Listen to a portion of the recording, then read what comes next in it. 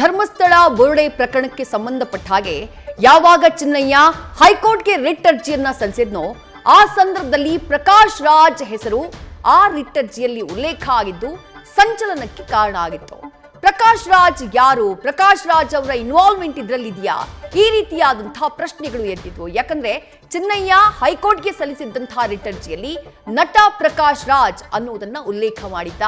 ತಮಿಳಿನಲ್ಲಿ ಪ್ರಕಾಶ್ ರಾಜ್ ನನ್ನ ಜೊತೆ ಮಾತನಾಡಿದ್ದು ಅನ್ನುವುದನ್ನ ಉಲ್ಲೇಖ ಮಾಡಿದ್ದ. ಧರ್ಮಸ್ಥಳದ ವಿರುದ್ಧದ ಷಡ್ಯಂತ್ರಕ್ಕೆ ಪ್ರೋತ್ಸಾಹವನ್ನ ಕೊಟ್ಟಿದ್ರು ಅನ್ನುವುದನ್ನ ಉಲ್ಲೇಖ ಮಾಡಿದ್ದ. ಇಷ್ಟೆಲ್ಲ ಆಗ್ತಾ ಇದ್ದ ಹಾಗೆ ಖುದ್ದು ಬಹುಭಾಷಾ ನಟ ಪ್ರಕಾಶ್ ರಾಜ್ ನಾನು ಈ ಬಗ್ಗೆ ಇನ್ನೆರಡು ದಿನದಲ್ಲಿ ಉತ್ತರ ಕೊಡ್ತೀನಿ ಅಂತ ಹೇಳಿ ಟ್ವೀಟ್ ಅನ್ನ ಮಾಡಿದ್ರು. ಇವತ್ತು ಖುದ್ದು ಅವರೇ ಪ್ರತ್ಯಕ್ಷರಾಗಿದ್ರು ರಾಜ್ಯ ರಾಜಧಾನಿ ಬೆಂಗಳೂರಿನಲ್ಲಿ. ಪ್ರಕರಣಕ್ಕೆ ಸಂಬಂಧಪಟ್ಟ ಹಾಗೆ ಪ್ರಕಾಶ್ ರಾಜ್ ಮಾತನಾಡಿದ್ದಾರೆ, ಕ್ಲಾರಿಫಿಕೇಶನ್ ಕೊಡುವಂತಹ ಪ್ರಯತ್ನವನ್ನ ಮಾಡಿದ್ದಾರೆ. ಮಾಸ್ಕ್ ಮ್ಯಾನ್ ನಿಮ್ ಹತ್ರ ಮಾತನಾಡ್ಬೇಕಂತೆ ಅಂತ ನನಗೆ ಕಾಲ್ ಬಂದಿದ್ದು ನಿಜ. ಆ ವ್ಯಕ್ತಿ ನನ್ನ ಜೊತೆ ತಮಿಳಿನಲ್ಲಿ ಮಾತನಾಡಿದ್ದು ನಿಜ. ನಾನು ನಿಮ್ ಹತ್ರ ಸಾಕಷ್ಟು ವಿಚಾರಗಳನ್ನ ಹೇಳ್ಕೋಬೇಕು ಅಂತ ಹೇಳಿದ್ದು ನಿಜ. ನನಗ್ ಭಯ ಆಗ್ತಾ ಇದೆ, ನಿಮ್ ಸಪೋರ್ಟ್ ಬೇಕು ಅಂತ ಆ ವ್ಯಕ್ತಿ ಕೇಳಿದ್ದ. ನಾನು ಪೊಲೀಸರ ಹತ್ರ ಹೇಳು, ಅವರು ಒಳ್ಳೆಯ ಅಧಿಕಾರಿಗಳು ಅಂತ ಹೇಳಿದ್ದೆ. ನನ್ನ ಮುಂದೆ ಹೇಳಿದಂತಹ ಸತ್ಯವನ್ನ SIT ಮುಂದೆ ಹೋಗಿ ಹೇಳು ಅಂತೇಳಿ ನಾನೇ ಆ ವ್ಯಕ್ತಿಗೆ ಹೇಳಿದ್ದೆ. ಸತ್ಯ ಹೇಳಿದ್ರೆ ಊರೇ ಕೊಂಡಾಡುತ್ತೆ, ನಿನ್ನನ್ನ ನಾನು ತಪ್ಕೊಳ್ತೀನಿ ಅಂತ ನಾನು ಹೇಳಿದ್ದು ನಿಜ ಅಂಥೇಳಿ ತಮ್ಮ ವಿರುದ್ಧದ ಆರೋಪಗಳಿಗೆ ನಟ ಪ್ರಕಾಶ್ ರಾಜ್ ಸ್ಪಷ್ಟನೆಯನ್ನ ಕೊಟ್ಟಿದ್ದಾರೆ. ಅಲ್ಲಿಗೆ ಒಂದು ಬಹಳ ಕ್ಲಿಯರ್ ಆಗ್ತಾ ಇದೆ, ಚಿನ್ನಯ್ಯ ತನ್ನ ರಿಟ್ ಅರ್ಜಿಯಲ್ಲಿ ಉಲ್ಲೇಖ ಮಾಡಿದಂತಹ ಪ್ರಕಾಶ್ ರಾಜ್ ಹಾಗೂ ನಟ ಪ್ರಕಾಶ್ ರಾಜ್ ಇಬ್ಬರೂ ಒಂದೇ. ಧರ್ಮಸ್ಥಳ ವಿರುದ್ಧದ ಷಡ್ಯಂತ್ರಕ್ಕೆ ಸಂಬಂಧಪಟ್ಟ ಹಾಗೆ ನೀನು ಆರೋಪವನ್ನ ಮಾಡಿದ್ರೆ ನಾನು ತಪ್ಕೊಳ್ತೀನಿ ಅಂತ ಹೇಳಿ ಅವ್ರು ನನಗೆ ಹೇಳಿದ್ದು ಅಂತ ಚಿನ್ನಯ್ಯ ಹೇಳಿದ್ದ. ಆದ್ರೆ ಇಲ್ಲಿ ಪ್ರಕಾಶ್ ರಾಜ್ ಅವ್ರು ಹೇಳ್ತಾರೆ, ಯಾರೋ ನನಗೆ ಇಂಥ ಮಾಸ್ಕ್ ಮ್ಯಾನ್ ನಿಮ್ಮನ್ನ ಸಂಪರ್ಕ ಮಾಡಬೇಕು ಅಂತ ಹೇಳಿ ಪ್ರಯತ್ನ ಪಡ್ತಿದ್ದಾನೆ ಅಂತ ಹೇಳಿದ್ರು. ಆನಂತರ ನಾನು ಆತನ ಜೊತೆ ಮಾತನಾಡಿದೆ. ಆತನೇ ತಮಿಳಿನಲ್ಲಿ ಆತ ಮಾತನಾಡ್ತಾ ಇದ್ದ. ನನಗೆ ತುಂಬಾ ಭಯವಾಗ್ತಾ ಇದೆ, ನಿಮ್ಮ ಸಪೋರ್ಟ್ ಬೇಕು ಅಂತ ಕೇಳಿದವನವನೇ. ಆ ಸಂದರ್ಭದಲ್ಲಿ ನಾನು ಅವನಿಗೆ ಗೈಡ್ ಮಾಡಿದ್ದು ನಿಜ, ಪೊಲೀಸರ ಹತ್ರ ಹೋಗುವಂತ ಹೇಳಿದ್ ನಿಜ, SIT ಮುಂದೆ ಸತ್ಯ ಹೇಳುವಂತ ಹೇಳಿದ್ ನಿಜ ಅಂತ ಹೇಳಿ ಖುದ್ದು ಪ್ರಕಾಶ್ ರಾಜ್ ಸುದ್ದಿಗೋಷ್ಠಿಯನ್ನ ಮಾಡಿ ಸ್ಪಷ್ಟನೆಯನ್ನ ಕೊಡುವಂತಹ ಪ್ರಯತ್ನವನ್ನ ಮಾಡಿದ್ದಾರೆ.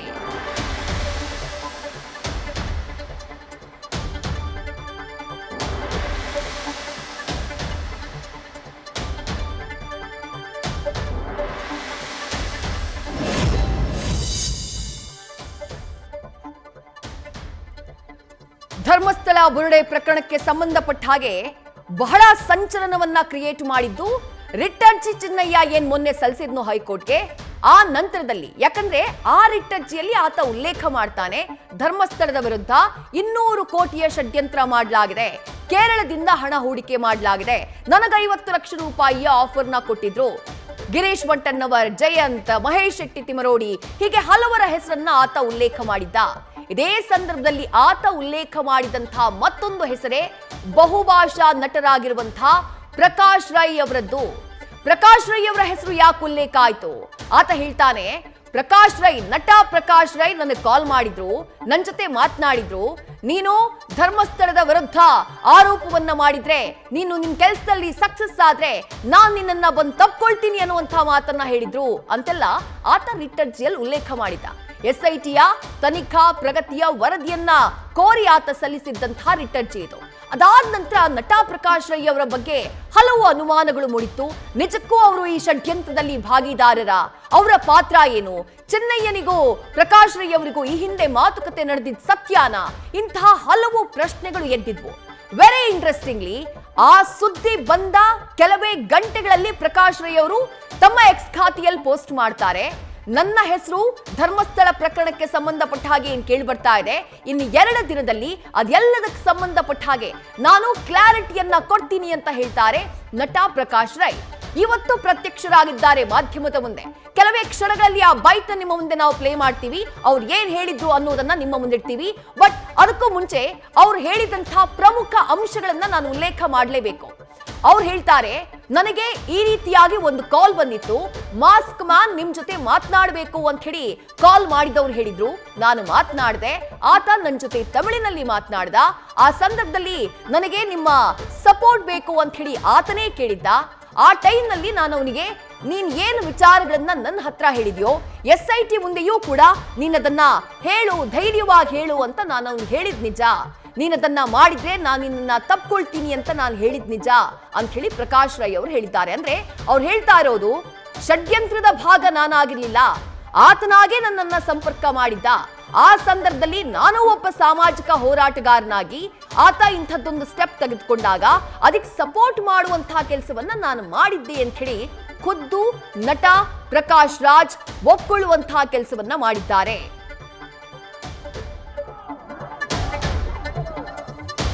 ಚಿನ್ನಯ್ಯ ಕರೆ ಮಾಡಿದಾಗ ಪ್ರಕಾಶ್ ರೈ ಅವರಿಗೆ ಹೇಳಿದ್ದೇನು? ಖುದ್ದು ಪ್ರಕಾಶ್ ರೈ ಅವರು ಇವತ್ತು ಸುದ್ದಿಗೋಷ್ಠಿಯಲ್ಲಿ ಉಲ್ಲೇಖ ಮಾಡಿದ್ದು ಏನು ಅಂದ್ರೆ, ಅಣ್ಣ ನನಗೆ ಬಹಳ ವಿಷಯಗಳು ಗೊತ್ತು, ನಾನು ನಿಮ್ಮನ್ನ ಭೇಟಿಯಾಗಬೇಕು, ನಾನು ನಿಮ್ಮ ಹತ್ರ ಸಾಕಷ್ಟು ವಿಚಾರಗಳನ್ನ ಹೇಳ್ಕೊಳ್ಬೇಕು ಅಂದಿದ್ನಂತೆ. ಜೊತೆಗೆ ನನಗ್ ಭಯ ಆಗ್ತಾ ಇದೆ, ನಿಮ್ಮ ಸಪೋರ್ಟ್ ಬೇಕು ಅಂತ ಕೇಳಿದ್ನಂತೆ ಈ ಚಿನ್ನಯ್ಯ. ಆಗ ನಾನು ಧೈರ್ಯವಾಗಿ ಅದನ್ನ ಪೊಲೀಸರ ಹತ್ರ ಹೇಳು, ಅವರು ಒಳ್ಳೆಯ ಅಧಿಕಾರಿ ಇದ್ದಾರೆ ಅಂತ ಹೇಳಿದ್ದೆ. ನೀನು ನನ್ನ ಮುಂದೆ ಹೇಳಿದ ಸತ್ಯವನ್ನ SIT ಮುಂದೆ ಹೋಗಿ ಹೇಳು, ಸತ್ಯ ಹೇಳಿದ್ರೆ ಊರೇ ಕೊಂಡಾಡುತ್ತೆ, ನಾನು ಬಂದು ನಿನ್ನನ್ನ ತಪ್ಕೊಳ್ತೀನಿ ಅಂತ ನಾನು ಹೇಳಿದ್ದೆ ಅಂತ ಹೇಳಿ ಖುದ್ದು ಪ್ರಕಾಶ್ ರಾಜ್ ಈ ಧರ್ಮಸ್ಥಳ ಬುರುಡೆ ಪ್ರಕರಣಕ್ಕೆ ಸಂಬಂಧಪಟ್ಟ ಹಾಗೆ ಅವರ ಹೆಸರು ಏನೀಗ ತಗಲಾಕೊಂಡಿದೆ ಅದಕ್ಕೆ ಸಂಬಂಧಪಟ್ಟಂತಹ ಕ್ಲಾರಿಫಿಕೇಶನ್ ಕೊಡುವಂತಹ ಸಂದರ್ಭದಲ್ಲಿ ಚಿನ್ನಯ್ಯ ಹಾಗೂ ತಮ್ಮ ನಡುವೆ ಆದಂತಹ ಮಾತುಕತೆ ಏನು ಅನ್ನುವುದನ್ನ ರಿವೀಲ್ ಮಾಡುವಂತಹ ಕೆಲಸವನ್ನ ಮಾಡಿದ್ದಾರೆ. ಜೊತೆಗೆ ಧರ್ಮಸ್ಥಳ ಪ್ರಕರಣಕ್ಕೆ ಸಂಬಂಧಪಟ್ಟ ಹಾಗೆಯೂ ಕೂಡ ಮಾತನಾಡಿದ್ದಾರೆ. ಧರ್ಮಸ್ಥಳ ಪ್ರಚಾರಕ್ಕೆ ಅಪಪ್ರಚಾರಕ್ಕೆ 200 ಕೋಟಿ ನಾನು ಹಾಕಿದ್ದೀನಿ ಅಂತ ಆರೋಪ ಮಾಡ್ತಾರೆ. 200 ಕೋಟಿ ನಾನೆಲ್ಲಿಂದ ತರಲಿ? ಧರ್ಮಸ್ಥಳದ ಮೇಲೆ ನಾನ್ ಯಾಕೆ ಅಪಪ್ರಚಾರ ಮಾಡ್ಲಿ? ನಾನು ಯಾವತ್ತೂ ಕೂಡ ಧರ್ಮಸ್ಥಳದ ವಿರುದ್ಧ ಮಾತನಾಡಿದವನಲ್ಲ. ನಾನು ಧರ್ಮದ ವಿರೋಧಿಯಲ್ಲ, ಧರ್ಮಸ್ಥಳದ ವಿರೋಧಿಯಲ್ಲ. ಧರ್ಮಸ್ಥಳದಲ್ಲಿ ಸತ್ತಿರುವಂತಹ ಹೆಣ್ಣು ಮಕ್ಕಳ ಬಗ್ಗೆ ನಿಮಗೆ ಯಾಕೆ ಕನಿಕರ ಇಲ್ಲ? ಆ ಹೆಣ್ಣು ಮಕ್ಕಳು ನಮ್ಮವರಲ್ವಾ ಅಂತ ಪ್ರಶ್ನೆ ಮಾಡಿದ್ದಾರೆ ಪ್ರಕಾಶ್ ರಾಜ್. ಜೊತೆಗೆ ದೇಶದಲ್ಲಿ ಆಗುವಂತಹ ಅನ್ಯಾಯಗಳ ಬಗ್ಗೆ ಪ್ರಶ್ನೆ ಮಾಡಬಾರ್ದಾ ಅಂತ ಕೇಳಿದ್ದಾರೆ. ಸೌಜನ್ಯ ಯಾಕೆ ಸತ್ಲು ಅಂತ ಎಷ್ಟೋ ಜನ ಪ್ರಶ್ನೆ ಮಾಡ್ತಾರೆ, ಆ ರೀತಿ ಪ್ರಶ್ನೆ ಮಾಡೋ ತಪ್ಪಾ ಅಂತ ಕೇಳಿದ್ದಾರೆ ಪ್ರಕಾಶ್ ರಾಜ್. ಅಂದ್ರೆ ಒಟ್ಟಾರೆಯಾಗಿ ಇವತ್ತಿನ ಅವರ ಸುದ್ದಿಗೋಷ್ಠಿ ಯಾಕೆ ಪ್ರಾಮುಖ್ಯತೆಯನ್ನ ಪಡ್ಕೊಳ್ತು ಅಂತಂದ್ರೆ, ಚಿನ್ನಯ್ಯನ ರಿಟ್ ಅರ್ಜಿಯಲ್ಲಿ ಪ್ರಕಾಶ್ ರಾಜ್ ಅವರ ಹೆಸರು ಉಲ್ಲೇಖ ಆದಾಗ ಯಾರು ಈ ಪ್ರಕಾಶ್ ರಾಜ್ ಅನ್ನುವಂಥ ಪ್ರಶ್ನೆ ಮೂಡಿತ್ತು. ಅದರಲ್ಲಿ ಬಹಳ ಸ್ಪೆಸಿಫಿಕ್ ಆಗಿ ನಟ ಪ್ರಕಾಶ್ ರಾಜ್ ಅನ್ನುವಂಥ ಉಲ್ಲೇಖ ಇತ್ತು. ಹಾಗಾಗಿ ಬಹುಭಾಷಾ ನಟ ಪ್ರಕಾಶ್ ರಾಜ್ ಅವರಿಗೂ ಧರ್ಮಸ್ಥಳ ಕೇಸ್ಗೂ ಎಲ್ಲಿಂದೆಲ್ಲಿಗೆ ಸಂಬಂಧ? ಅವ್ರು ಯಾಕೆ ಇನ್ವಾಲ್ವ್ ಆಗ್ತಾರೆ ಈ ಪ್ರಕರಣದಲ್ಲಿ? ಅವ್ರು ಯಾಕೆ ಚಿನ್ನಯ್ಯನ ಜೊತೆ ಮಾತನಾಡ್ತಾರೆ? ಅವ್ರು ಯಾಕೆ ಧರ್ಮಸ್ಥಳದ ವಿರುದ್ಧ ಮಾತನಾಡಿದ್ರೆ ನಿನ್ನನ್ನು ನಾನು ಬಂದು ತಪ್ಕೊಳ್ತೀನಿ ಅಂತ ಹೇಳ್ತಾರೆ? ಸಹಜವಾಗಿ ಕಾಡಿದ್ದಂತಹ ಪ್ರಶ್ನೆಗಳಿವು, ಸಹಜವಾಗಿ ಮೂಡಿದ್ದಂತಹ ಅನುಮಾನಗಳಿವು. ಆ ಕಾರಣಕ್ಕಾಗಿನೇ ಪ್ರಕಾಶ್ ರಾಜ್ ಅವರ ಸ್ಪಷ್ಟನೆ, ಪ್ರಕಾಶ್ ರಾಜ್ ಅವರ ಕ್ಲಾರಿಟಿ ಈ ಪ್ರಕರಣಕ್ಕೆ ಸಂಬಂಧಪಟ್ಟ ಹಾಗೆ ಬೇಕಾಗಿತ್ತು. ಬಟ್ ವೆರಿ ಇಂಟ್ರೆಸ್ಟಿಂಗ್ಲಿ ಅಥವಾ ವೆರಿ ಶಾಕಿಂಗ್ಲಿ ಅಂತ ಹೇಳಿದ್ರೆ ತಪ್ಪಾಗ್ಲಿಕ್ಕಿಲ್ಲ, ಪ್ರಕಾಶ್ ರಾಜ್ ತನಗೂ ಚಿನ್ನಯ್ಯನ ಮಧ್ಯೆಯೂ ಆದಂತಹ ಮಾತುಕತೆ ಸತ್ಯ ಅನ್ನೋದನ್ನ ಒಪ್ಕೊಂಡಿದ್ದಾರೆ. ಯಾಕಂದ್ರೆ ಒಂದಿಷ್ಟು ಊಹಾಪೋಹಗಳಿರಬಹುದು, ಸುಮ್ನೆ ಫ್ರೇಮ್ ಮಾಡುವಂತಹ ಪ್ರಯತ್ನಗಳಾಗಿರಬಹುದು. ಪ್ರಕಾಶ್ ರಾಜ್ ಅವರನ್ನ ಈ ರೀತಿಯಾದಂತಹ ಚರ್ಚೆಗಳು ಕೂಡ ಇತ್ತು ರಿಟ್ ಅರ್ಜಿಯನ್ನ ಆತ ಸಲ್ಲಿಕೆ ಮಾಡಿದಂತಹ ಟೈಮ್ನಲ್ಲಿ, ಆ ರಿಟ್ ಅರ್ಜಿಯ ವಿಚಾರಗಳು ಬಹಿರಂಗ ಆದಂತಹ ಟೈಮ್ನಲ್ಲಿ. ಆದ್ರೆ ಖುದ್ದು ಪ್ರಕಾಶ್ ರಾಜ್ ಅವರು ಒಪ್ಕೊಂಡಿದ್ದಾರೆ, ಹೌದು ನನ್ನ ಹಾಗೆ ಚಿನ್ನಯ್ಯನ ಮಧ್ಯೆ ಮಾತುಕತೆ ಆಗಿದ್ ನಿಜ ಅನ್ನುವುದನ್ನ ಹೇಳಿದ್ದಾರೆ. ಎಲ್ಲಿಂದೆಲ್ಲಿಗೆ ಸಂಬಂಧ ನೋಡಿ. ಧರ್ಮಸ್ಥಳದ ಬುರುಡೆ ಪ್ರಕರಣ, ಆ ಗ್ಯಾಂಗ್ ಇದ್ದಿದ್ದೇ ಬೇರೆ. ಗಿರೀಶ್ ಮಟ್ಟಣ್ಣವರ್, ಮಹೇಶ್ ಶೆಟ್ಟಿ ತಿಮರೋಡಿ, ಜಯಂತ್, ಹೀಗೆ ಹಲವರ ಒಂದು ಟೀಮ್ ಇತ್ತು. ಅವರೆಲ್ಲ ಇದರಲ್ಲಿ ಇನ್ವಾಲ್ವ್ ಆಗಿದ್ದಾರೆ, ಧರ್ಮಸ್ಥಳದ ವಿರುದ್ಧ ಹೋರಾಟವನ್ನ ಮಾಡ್ತಿದ್ದಾರೆ ಅನ್ನುವಂಥ ಮಾಹಿತಿ ಇತ್ತು. ಆದ್ರೆ ಕನೆಕ್ಷನ್ ಸೀದಾ ಪ್ರಕಾಶ್ ರಾಜ್ ಅವರ ಕಡೆಗೂ ಕೂಡ ಹೋಗ್ಬಿಟ್ಟಿದೆ. ಚಿನ್ನಯ್ಯ ಹಾಗೆ ಪ್ರಕಾಶ್ ರಾಜ್ ಅವರ ಮಧ್ಯೆ ಮಾತುಕತೆ ನಡೆದಿದೆ. ಆ ಮಾತುಕತೆಯಲ್ಲಾಗಿದ್ದೇನು ಅಂತ ಹೇಳಿ ತಮ್ಮ ವರ್ಷನ್ನ ನಟ ಪ್ರಕಾಶ್ ರಾಜ್ ಮಾಧ್ಯಮದ ಮುಂದಿಡುವಂತಹ ಕೆಲಸವನ್ನ ಮಾಡಿದ್ದಾರೆ. ಕರ್ನಾಟಕದಲ್ಲಿ ನನ್ನ ವಿರುದ್ಧ ಈ ವಿಚಾರವಾಗಿ ಏನೇನೋ ಆರೋಪಗಳನ್ನ ಮಾಡಲಾಗ್ತಾ ಇದೆ, ನಾನು ಫಂಡ್ ಮಾಡಿದ್ದೀನಿ ಅನ್ನುವಂಥ ಆರೋಪವನ್ನ ಮಾಡಲಾಗ್ತಾ ಇದೆ. ನಾನು ಎಲ್ಲಿಂದ ತಗೊಂಡ್ಬರ್ಲಿ 200 ಕೋಟಿ ರೂಪಾಯಿಯನ್ನ? ನಾನು ಯಾಕೆ ಧರ್ಮಸ್ಥಳದ ವಿರುದ್ಧ ಮಾತನಾಡ್ಲಿ? ನಾನು ಯಾಕೆ ಧರ್ಮದ ವಿರುದ್ಧ ಮಾತನಾಡ್ಲಿ? ನಾನು ಯಾವತ್ತೂ ಧರ್ಮಸ್ಥಳದ ವಿರುದ್ಧ ಮಾತನಾಡಿದವನಲ್ಲ. ಆದ್ರೆ ಮಾಸ್ಕ್ ಮ್ಯಾನ್ ಚೆನ್ನಯ್ಯ ನಿಮ್ ಜೊತೆ ಮಾತನಾಡಬೇಕು ಅಂತ ಹೇಳಿ ನನಗೊಂದಿನ ಕಾಲ್ ಬಂದಿದ್ದು ನಿಜ, ನಾನು ಅವನ ಜೊತೆ ಮಾತನಾಡಿದ್ದು ನಿಜ.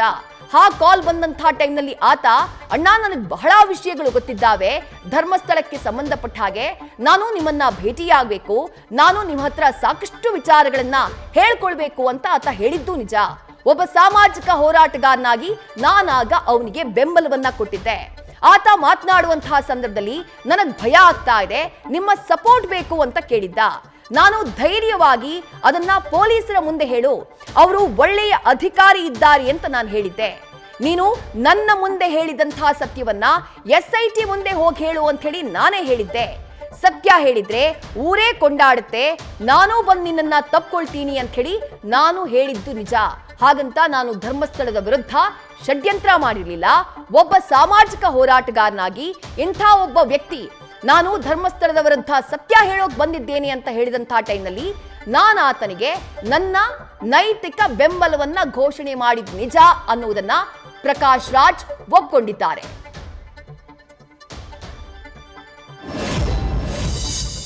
ಧರ್ಮಸ್ಥಳ ಪ್ರಕರಣ ಮತ್ತು ಚಿನ್ನಯ್ಯನ ಹೇಳಿಕೆ ಬಂದಿದೆ ಕೋರ್ಟ್ನಲ್ಲಿ. ಚಿನ್ನಯ್ಯನವರು ಆತ ಪ್ರಕಾಶ್ ರೈ ಅವರು ನನಗೆ ಫೋನ್ ಮಾಡಿದ್ರು, ನಿಮ್ಮ ಜೊತೆ ಯಾರು ಗಿರೀಶ್ ಮಟ್ಟಣ್ಣನವರು ಅವರು ಹೇಳಿದಾಗೆ ಕೇಳಿ, ಅವರು ಹಾಳಾಗಿ ಕೇಳಿ ನೀನು ಪೊಲೀಸರ ಹತ್ರ ಹೋಗಿ ಉತ್ತರ ಕೊಡು, ನಿನ್ನ ನಾನು ನಿಜ ಹೇಳಿದ್ಮೇಲೆ ಬಂದು ತಪ್ಪಿಕೊಳ್ತೀನಿ ಅಂತ ಒಂದು ಸ್ಟೇಟ್ಮೆಂಟ್ ಕೊಟ್ಟಿದ್ದಾರೆ. ಇದನ್ನ ಕ್ಲಾರಿಫೈ ನಾನು ನಿಮಗೆ ಮಾಡಬೇಕಾಗಿದೆ. ಯಾಕಂದ್ರೆ ಆತ ಸ್ಟೇಟ್ಮೆಂಟ್ ಕೊಟ್ಟಿದ್ದಾನೆ, ನನ್ನ ಹೆಸರು ಹೇಳಿದ್ದಾನೆ. ಮತ್ತು ಮಾಧ್ಯಮಗಳ ಮೂಲಕ ಗೊತ್ತಿರೋ ಹಾಗೆ ಕೇರಳದಿಂದ ಒಂದು 200 ಕೋಟಿ ರೂಪಾಯಿಗಳು ಒಂದು ಧರ್ಮಸ್ಥಳಕ್ಕೆ ಧರ್ಮಕ್ಷೇತ್ರಕ್ಕೆ ಹೆಸರನ್ನ ಹಾಳು ಮಾಡಲಿಕ್ಕೆ ಯಾರೋ ಇನ್ವೆಸ್ಟ್ ಮಾಡಿದ್ದಾರೆ. ಅದರಲ್ಲಿ ಒಂದು 50 ಲಕ್ಷ ರೂಪಾಯಿನೋ ಚಿನ್ನಯ್ಯನಿಗೆ ಮಾತಾಡಿದ್ರು ಅನ್ನೋದು ಕೂಡ, ಅದು ಆ ಹೇಳಿಕೆ ಅವನು ಕೊಟ್ಟಿದ್ದಾನೆ ನನಗೆ ಗೊತ್ತಿಲ್ಲ. ಪ್ರಕಾಶ್ ರೈ ಹೆಸರನ್ನ ಹೇಳಿದ್ದಾರೆ, 200 ಕೋಟಿ ರೂಪಾಯಿ ಬಂದಿದೆ ಅಂತ ಹೇಳಿದ್ದಾರೆ. ಇದನ್ನ ಮಾಧ್ಯಮದ ಮಿತ್ರರು ಬರೆದಿದ್ದಾರೆ, ಈ ತರ ಪ್ರಕಾಶ್ ರೈ ಅವರಿಗೆ ಬಗ್ಗೆ ಈ ತರ ಬಂದಿದೆ, ಇದಕ್ಕೆ ಉತ್ತರ ಹೇಳುವಿರಾ ಪ್ರಕಾಶ್ ರೈ ಅಂತ ಕೆಲವು ಮಾಧ್ಯಮಗಳು, ಬಹಳಷ್ಟು ಮಾಧ್ಯಮಗಳು ಅದನ್ನ ಕೇಳಿವೆ.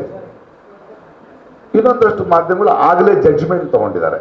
ಈ ಬುರ್ಡೆ ಗ್ಯಾಂಗಿನಲ್ಲಿ 200 ಕೋಟಿಯಲ್ಲಿ ಎಷ್ಟು ಬಂತು, ಇವನು ಹಿಂದೂ ವಿರೋಧಿ, ಇದರ ಒಂದು ಜಡ್ಜ್ಮೆಂಟ್ ಅಲ್ಲಾಗಿ ಬರ್ತಿದ್ದಾರೆ ಅವರು. ಓಕೆ, ನಾನು ಇಮಿಡಿಯೇಟ್ ಆಗಿ ನಾನು ಬೇರೆ ದೂರದಲ್ಲಿದ್ದೆ, ಇಮಿಡಿಯೇಟ್ ಆಗಿ ಬಂದು ಹೇಳಬೇಕಾಯ್ತು. ಬಟ್ ಮೊನ್ನೆ ಇಡಬೇಕಾಗಿತ್ತು, ನಮ್ಮ ಇಂದ್ರಾ ಲಂಕೇಶ್ ಅವ್ರು ಬಿಟ್ಬಿಟ್ಟಿದ್ರೆ ನಮ್ಗೆ ಬರೋಕ್ಕಾಗಲ್ಲ, ಇವತ್ತಿಗೆ ಬಂದಿದೆ. ಧರ್ಮಸ್ಥಳ ಪ್ರಕರಣದ ಹಿನ್ನೆಲೆಯನ್ನು ನಾವು ನೋಡುವಾಗ ಅದು ನಡೀತಿತ್ತು. ನೀವು ಪ್ರಕಾಶ್ ರೈ ಸೋಷಿಯಲ್ ಮೀಡಿಯಾದಲ್ಲಿ ಧರ್ಮಸ್ಥಳದ ಬಗ್ಗೆ ಯಾವಾಗ ಮಾತಾಡಿದ್ದಾರೆ? ಯಾವತ್ತೂ ನಾನು ಧರ್ಮಸ್ಥಳಕ್ಕೆ ಹೋದವನಲ್ಲ. ಗಣೇಶ್ ಮಟ್ಟ ಇವರು ಮಟ್ಟಣ್ಣನವರು ಇವ್ರನ್ನ ಯಾರನ್ನೂ ಭೇಟಿ ಮಾಡಿದವನು ಅಲ್ಲ ನಾನು. ಆದರೆ ಅಲ್ಲಿ ಒಂದು ವೈದ್ಯಕೀಯ ಸಾವಾಗಿದೆ, ಒಂದಷ್ಟು ಸರಣಿ ಸಾವುಗಳಾಗ್ತಿದೆ, ನ್ಯೂಸ್ ಆಗ್ತಿದೆ ಅನ್ನೋದ್ರ ಬಗ್ಗೆ ಆತಂಕ ಪಟ್ಟವರು ನಿಜ. ದಿಢೀರ್ ಅಂತ ನಮಗೆಲ್ಲ ಗೊತ್ತಿರೋ ಹಾಗೆ ಒಬ್ಬನು ಬಂದು ಮಂಡ್ಯದಿಂದ ಒಬ್ಬನು ಬಂದಿದ್ದಾನಂತೆ, ಅವನು ಅಲ್ಲಿ ಕೆಲಸ ಮಾಡ್ತಿದ್ದಂತೆ, ಅವನು ಹೆಣಗಳನ್ನು ಕೂತು ಹಾಕಿದ್ದಾನೆ ಅಂದ ತಕ್ಷಣ ಎಲ್ಲ ಭಕ್ತರು ಎಲ್ರಿಗೂ ಡಿಸ್ಟರ್ಬ್ ಆಗಿದ್ದಾರೆ. ನನ್ನಂಥವ್ರು ಡಿಸ್ಟರ್ಬ್, ನಾನು ಸ್ವಲ್ಪ ಸೋಷಿಯಲ್ ಆಕ್ಟಿವಿಸ್ಟ್, ಏನಿದು ಹಿಂಗಾಗ್ತಿದೆ ಅಂದಾಗ ನಾನು ನನಗೆ ನೆನಪಿರುವ ಹಾಗೆ ಮತ್ತು ನಿಮ್ಮ ದಾಖಲೆ ಇರುವಾಗ ಇಮಿಡಿಯೇಟ್ ಆಗಿ ಸರ್ಕಾರಕ್ಕೆ ಒತ್ತಾಯ ಮಾಡ್ತೀವಿ. ನೋಡಿ, ಅನವಸರವಾಗಿ ಯಾರೋ ಮಾಡಿದ್ದಾರೆ ಅಂತ ಕೆಲವರು ಶುರು ಮಾಡ್ಕೊಂಡಿದ್ದಾರೆ, ಅದೆಲ್ಲ ಇಂಪಾರ್ಟೆಂಟು. ಇದು ನಡೆದಿರೋದು ನಿಜ. ಇದ್ರ ಬಗ್ಗೆ ಒಂದು SIT ತಂಡ ಮಾಡಿ ಅಂತ ಸಿದ್ದರಾಮಯ್ಯನವ್ರಿಗೆ ಮಿಕ್ಕದವ್ರಿಗೆ ನಾವು ಒತ್ತಡ ಹಾಕ್ತೀವಿ, ಬಿಕಾಸ್ ನಾವುಗಳು. ಆಮೇಲೆ ಹಾಕಿದ್ಮೇಲೆ ಸರಿಯಾದವ್ರನ್ನ ಆಯ್ಕೆ ಮಾಡಿ ಅಂತೀವಿ. ಕೊನೆಗೆ ಮೊಹಾಂತಿ ಅಂತ ಬಹಳ ದಕ್ಷ ಅಧಿಕಾರಿನ ಮಾಡಿದಾಗ ನಾನೇ ಟ್ವೀಟ್ ಮಾಡ್ತೀನಿ, ಒಳ್ಳೆ ವಿಷಯ, ಒಳ್ಳೆ ಆಫೀಸರ್ನ ಹಾಕಿದ್ದೀನಿ ಅಂತ.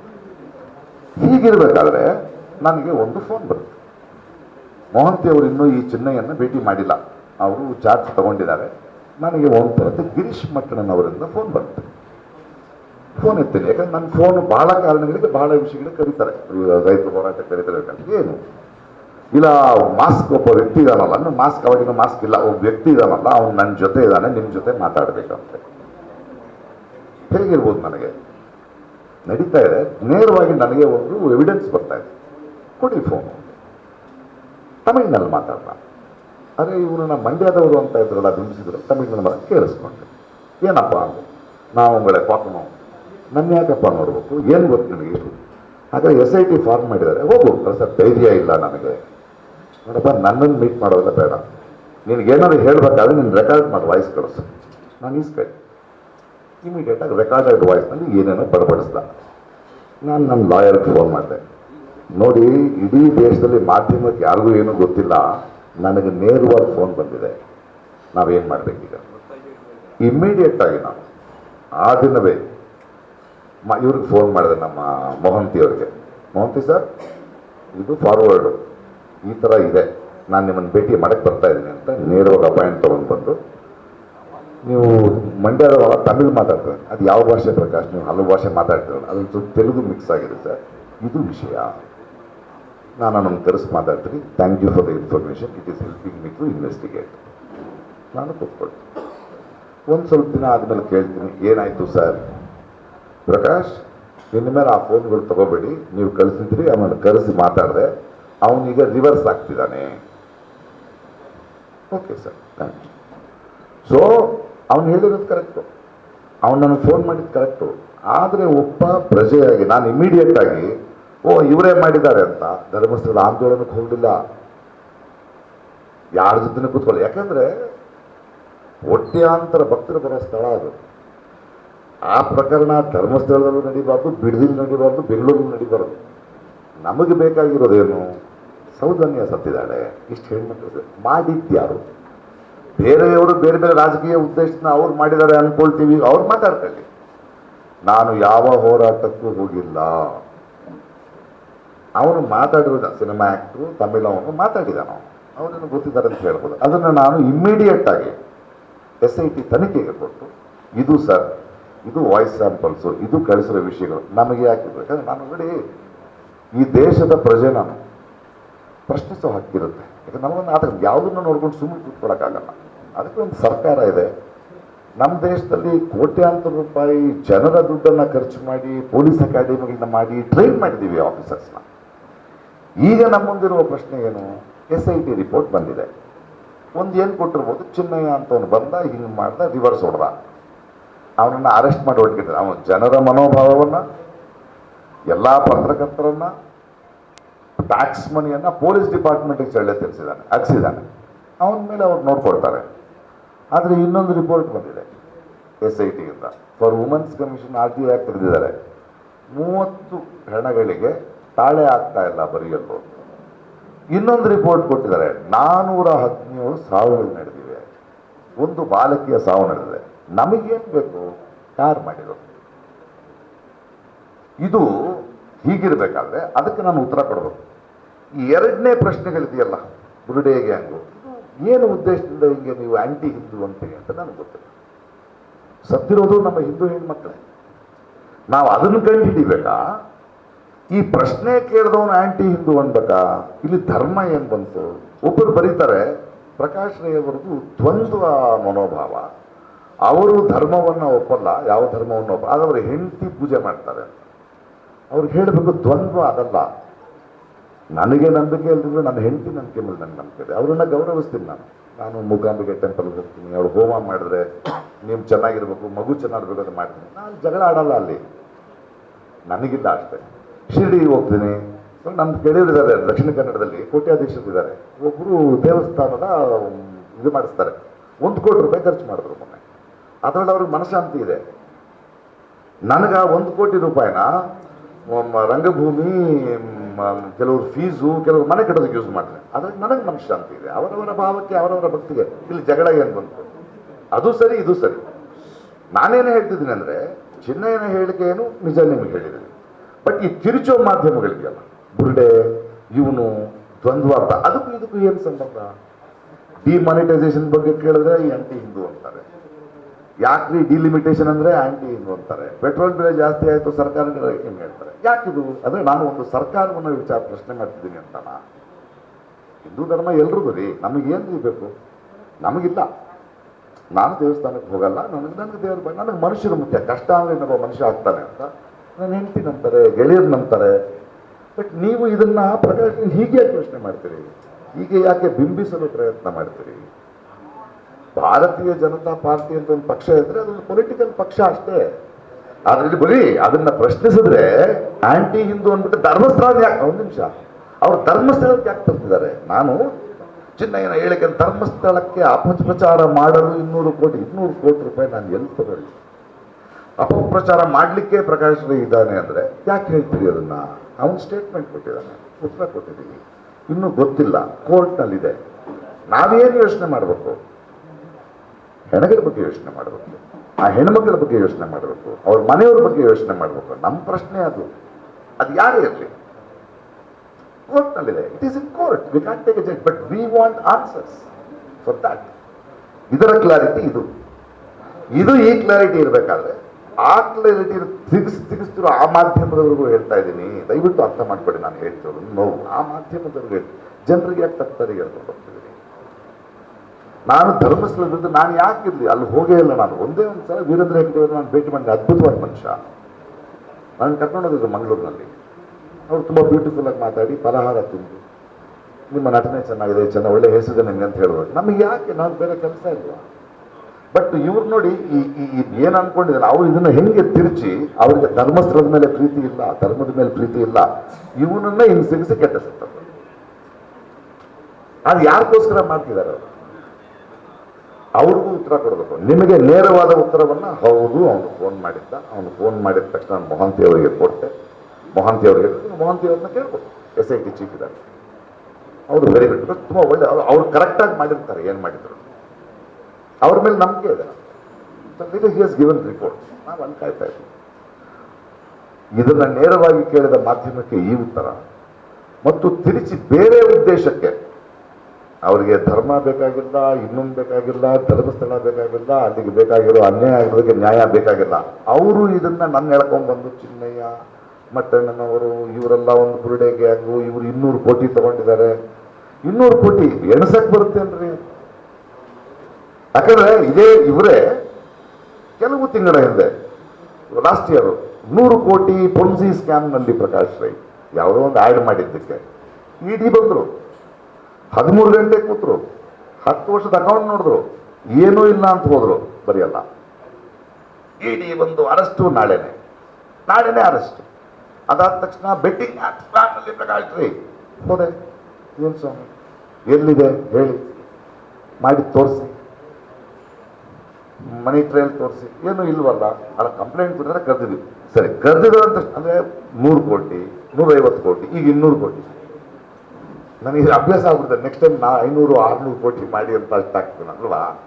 ಸೊ ನಾವು ದೇಶದಲ್ಲಿ ನಾವು ಪ್ರಜೆಗಳು ಪ್ರಶ್ನೆ ಕೇಳ್ತಾನೆ ಇರಬೇಕು. ಯಾಕಂದರೆ ನಮ್ಮ ಸರ್ಕಾರ, ನಮ್ಮ ಹಣ, ನಮ್ಮ ಮಕ್ಕಳಿಗೆ ಅನ್ಯಾಯ ಆಗ್ತಾ ಇದೆ ಅಂದಾಗ ಆ ಕೇಳೋರ್ನೂ ನೀವು ಹಿಂಗೆ ತಿಳ್ಕೊಂಡು ಅದರಿಂದ ರಾಜಕೀಯ ದುರುದ್ದೇಶ ಇದೆ ಅಂತ ನಾನು MLA ಆಗಬೇಕಾಗಿಲ್ಲ, MP ಆಗಬೇಕಾಗಿಲ್ಲ ಈ ದೇಶದಲ್ಲಿ ಅಲ್ಲ. ಅದು ಅನುಭವ ನಿಂತಿದ್ದೀನಿ. ಈಗ ಆಗ್ಬೇಕಾಗಿಲ್ಲ. ನಾನು ಸಮಾಜಕ್ಕೆ ಪ್ರತಿಸ್ಪಂದಿಸಬೇಕಾಗಿದೆ. ನಾವು ಎಲ್ಲರೂ ಪ್ರತಿಸ್ಪಂದಿಸಬೇಕಾಗ್ತದೆ. ಏನೋ ಅನ್ಯಾಯ ನಡೆದು ನೋಡ್ಕೊಂಡು ಕೂತ್ಕೊಳ್ಳೋಕ್ಕಾಗಲ್ಲ ನಾವು ಅಲ್ವಾ? ಸೌಜನ್ಯ ಪ್ರಕರಣದ ಬಗ್ಗೆ ಬರ್ತಿದ್ದೀರಿ ನೀವೆಲ್ಲ. ನಮಗೆ ಬೇಕಾಗಿರೋದೇನೋ ಸೌಜನ್ಯ ಯಾಕೆ ಸತ್ಲು, ಇಷ್ಟೊಂದು ಜನ ಯಾಕೆ ಸತ್ಲು, ಅದನ್ನು ಕೇಳ್ತಾ ಇದೀವಿ. ನಾನು ಕೇಳ್ತಾ ಇದ್ದೀನಿ, ನನ್ನನ್ನು ಈ ಮಾಧ್ಯಮದಲ್ಲಿ ಎಳ್ಕೊಂಡೋಗಿ ಹಂಗೆ ಸಿಗಿಸಿ ಇವನು ಓದಿದೆ ಅಂದರೆ ನೋಡಿ, ಅದಕ್ಕೆ ಆ ಪಾರ್ಟಿ ಹೆಸರು ಹೇಳಿದ್ದು ನಾನು. ನಿಮಗೆ ಪಾರ್ಟಿ ಅಷ್ಟೇ. ನಿಮ್ಮನ್ನು ಪ್ರಶ್ನಿಸಿದ್ರೆ ಧರ್ಮನ ಪ್ರಶ್ನೆ ಮಾಡಿದಂಗೆ ಅಲ್ಲ. ಈ ದೇಶದ ಪ್ರಧಾನಿಗಳಿದ್ದಾರೆ, ಅವರು ವಾರಣಾಸಿಯ ಪ್ರತಿನಿಧಿ. ಅವರ ಪಾರ್ಟಿಗೆ ಅವ್ರ ಮೆಜಾರಿಟಿ ಬಂದಿರೋದ್ರಿಂದ ಅವರು ಪ್ರಧಾನಮಂತ್ರಿ ಆಗಿದ್ದಾರೆ. ಆ ಪ್ರಧಾನಮಂತ್ರಿನ ಕೆಲವು ಪ್ರಶ್ನೆಗಳನ್ನು ನಾನು ಕೇಳಿದ್ರೆ ಅದು ಧರ್ಮವನ್ನು ಪ್ರಶ್ನಿಸಿದ್ದಲ್ಲ ಅಲ್ವಾ? ನಾನು ಕೇಳಬೇಕು. ಗ್ರೀನ್ ಮಾನಿಟೈಸೇಷನ್ ಹರ್ಟ್ ಆಗ್ತಾ ಇದೆ, ಕೇಳಬೇಕು. ಅದನ್ನ ಈ ತಿರ್ಚೋರಿದಾರಲ್ಲ ಅವ್ರಿಗೂ ಉತ್ತರ ಕೊಡ್ತಾ, ಇದು ನನ್ನ ಕ್ಲಾರಿಟಿ. ಈಗ ನೀವು ಏನೇ ಪ್ರಶ್ನೆ ಕೇಳಿದ್ರೆ ನಾನು ಉತ್ತರ ಕೊಡಲಿಕ್ಕೆ ರೆಡಿ ಇದೆ.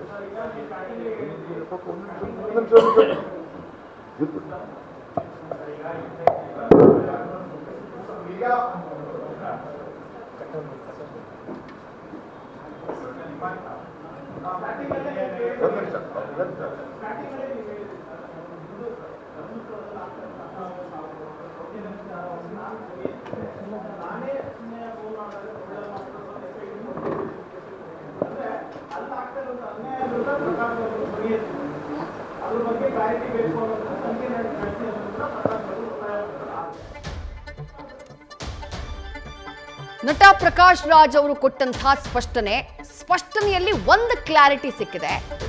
ಧರ್ಮಸ್ಥಳ ಪ್ರಕರಣಕ್ಕೆ ಸಂಬಂಧಪಟ್ಟ ಹಾಗೆ ಚಿನ್ನಯ್ಯನಿಗೂ ಪ್ರಕಾಶ್ ರಾಜ್ ಅವ್ರಿಗೂ ಏನ್ ಸಂಬಂಧ, ರಿಟರ್ಜಿಯಲ್ಲಿ ಅವ್ರ ಹೆಸರು ಯಾಕೆ ಉಲ್ಲೇಖ ಆಯ್ತು, ಎಲ್ಲರನ್ನ ಒಂದ್ ರೀತಿ ಶಾಕ್ಗೆ ಅಥವಾ ಅಚ್ಚರಿಗೆ ತಳ್ಳಿದ್ದಂತಹ ವಿಚಾರ ಆಯ್ತು. ಆದ್ರೆ ಖುದ್ದು ಪ್ರಕಾಶ್ ರಾಜ್ ಅವರು ಒಪ್ಕೊಂಡಿದ್ದಾರೆ.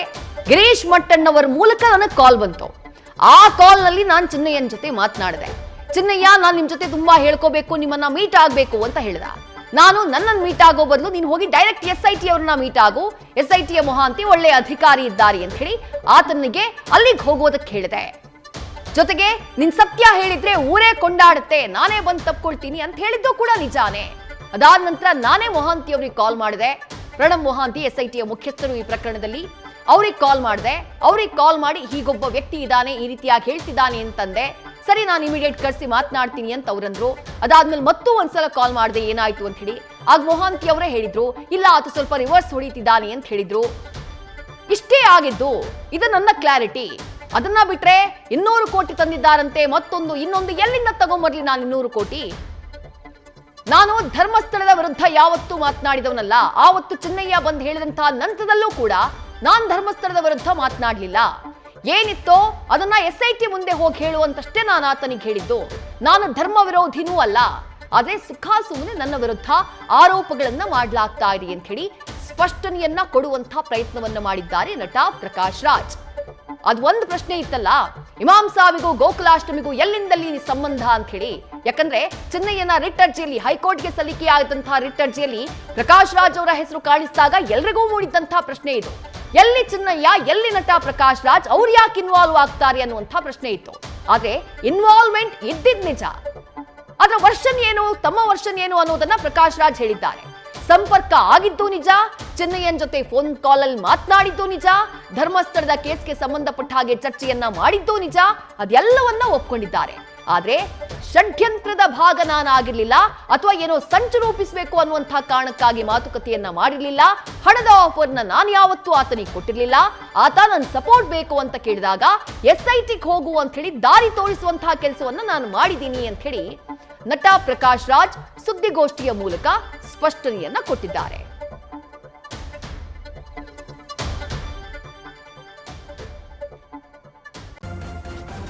ನ್ಯೂಸ್ ಫಸ್ಟ್ ನಿರ್ಭೀತಿಯಿಂದ ನಿಮ್ಮ ಪರವಾಗಿ.